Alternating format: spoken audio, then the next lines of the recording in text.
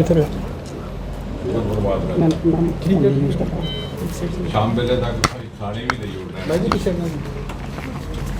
ये थोड़े दिन की गल है कि थोड़ी जी वर्जिश वगैरह करनी पौनी है, टाइम लगता नहीं आम हड्डी फ्रैक्चर नहीं मौके तक सब कुछ फर्क रोकड़ा लगी है कि इधर उधर लगी है तो भी मुश्किल नहीं वो ये तो फिर काम ही कर गया शुक्र करता हूँ। बाकी किश भी हो साढ़े इतने डॉक्टर साहब भी हैं, DC साहब भी हैं, साढ़े अपने साढ़े सारे साथी थे।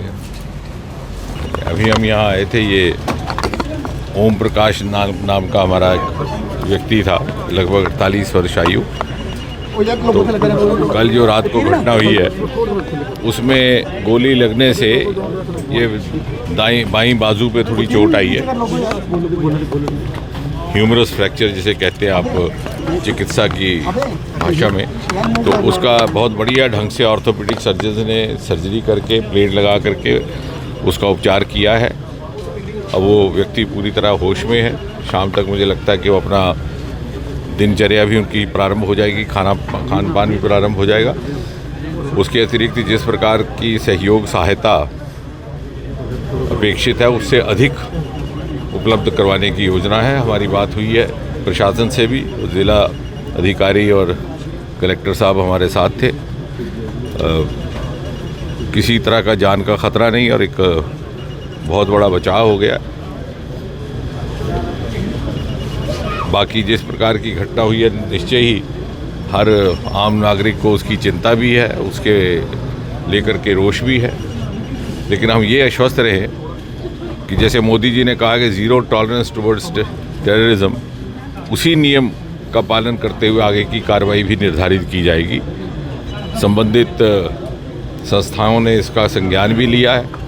कुछ एक आज प्रातः से हमें सुझाव भी मिले हैं सुरक्षा विशेषज्ञों से। उनका कहना है कि उनका पालन करने से शायद ये संभवतः सुनिश्चित किया जा सके कि दोबारा इस प्रकार की घटनाएं ना हों। उन सुझावों को लेकर के भी चर्चा होगी गृह मंत्रालय में भी और संबंधित अधिकारियों के साथ भी। और आपके माध्यम से यही निवेदन है कि हम किसी तरह का पैनिक ना हो, क्योंकि कल रात को भी जैसे ही ये एनकाउंटर प्रारंभ हुआ तो हम निरंतर संपर्क में थे। मैं, कलेक्टर साहब, SSP साहब, उसके बाद वहाँ पर ADG जैन साहब भी पहुँच गए।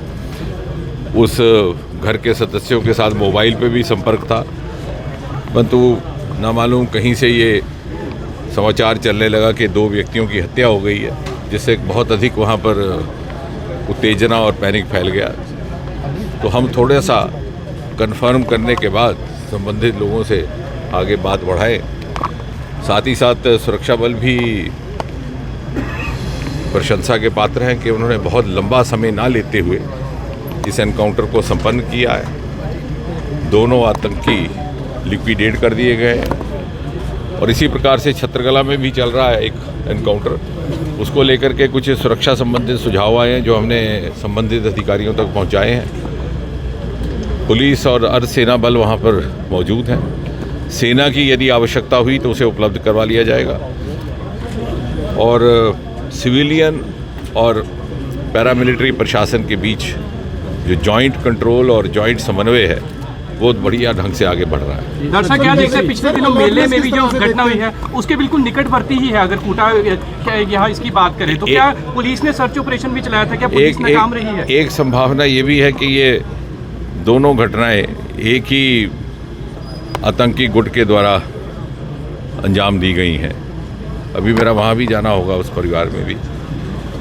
लेकिन उसको लेकर के आप ये आश्वस्त रहिए और आपके माध्यम से भी बाकी हमारे यहाँ के जितने भी नागरिक के निवासी हैं कि ये जो थोड़ा सा शिफ्ट हुआ था टेररिज्म का फोकस कश्मीर घाटी से इस संभाग की ओर से, ये भी इस बात का संकेत है कि बहुत अधिक वो दबाव में है। जिस प्रकार से उनको घाटी पर दबाव पड़ा और उन्हें मजबूर होकर के अपना फोकस शिफ्ट करना पड़ा, लेकिन वो यहाँ सफल नहीं हो पाएंगे। उसका एक बहुत बड़ा कारण ये भी है कि ये सारे का सारा खित्ता, ये हीरानगर का इलाका और ये दूसरा इलाका, ये रिवायती तौर से राष्ट्रवाद और देशभक्ति से ओतप्रोत लोगों से भरा पड़ा है और इससे हमें आम जनता का सहयोग भी पूरी तरह से उपलब्ध है।